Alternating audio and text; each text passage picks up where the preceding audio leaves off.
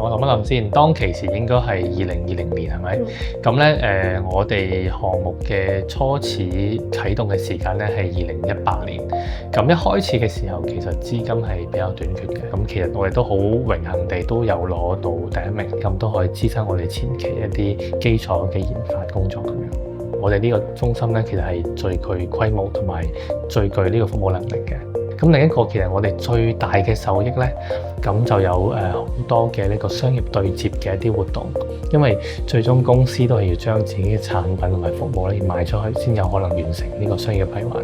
咁當其時我哋申請嘅時候咧，就去重點去睇啦，你嘅專利啦，咁所以一開始嘅創業同埋支持都係好重要嘅，因為一個技術佢由好初始嘅狀態啦，或者係當時從大學轉發出嚟啦，咁去做一個商業落地或者形成一個商品，其實好難，所以一定要堅持落去，唔好因為人哋一句話或者一個諗法咧就半途而廢。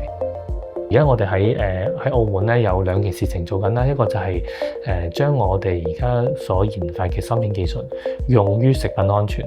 咁其實我哋已經同幾個博彩企業已經溝通緊。咁第二個咧就係我哋將我哋嘅技術咧應用咗喺教科研。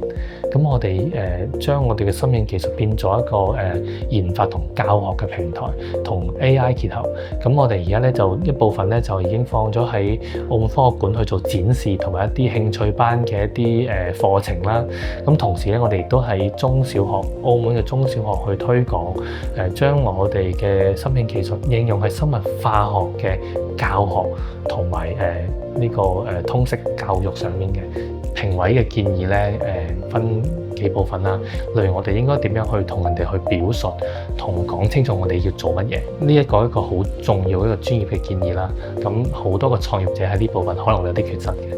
當時我哋創業大賽都攞咗第一名之後咧，亦都進駐咗呢個平台創科中心。